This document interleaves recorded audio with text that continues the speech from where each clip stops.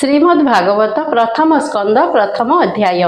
गोविंद गोविंद गोविंद पदु गड़ुछि मकरंद से मकरंद पान करी एणे तरिले ब्रज नारी से ब्रज नारी पयरे मन मो रहु निरंतरे मन मो निरंतरे रहु हा कृष्ण बोली जीव जाऊ हा कृष्ण बोली जाऊ जीव मते उधर वासुदेव। श्री गणेशाय नमः।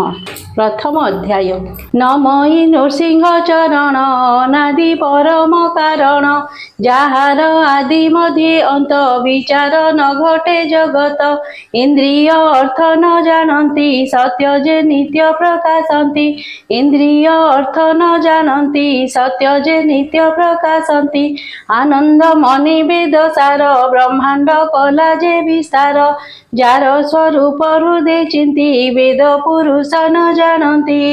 मृत्तिका विकार जे मते जल अनले सुजत्रित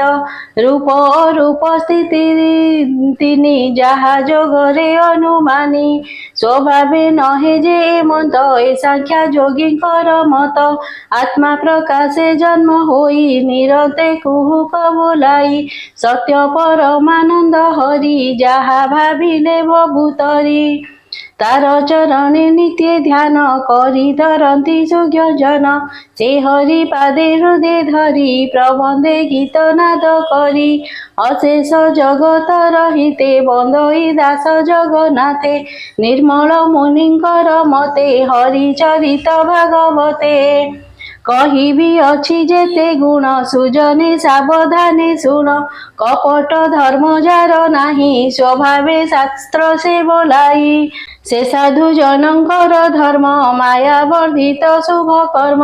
से धर्म जेहु अनुमानी एणु संसारे जेते ज्ञानी तांक विचार वस्तु जेते कहिबा सुन एक चिते लक्ष्य अलक्ष्य जेते जानी बोध विचार परिमाणी से वस्तु अछि जहि पुरी जहा चिंतन्ति ब्रह्मचारी श्रवण मात्रे मुख्य पाई त्रिताप मान क्षय जाई हृदय बसाई तक्षण अनादि प्रभु नारायण एणु अधिक अन्य ग्रंथे कि प्रयोजन ए जगते ए भागवतर महिमा के कही पारे गुण सीमा सकल देव होई वृक्षे फल फलिले अंतरिक्षे केते ही दिने पाई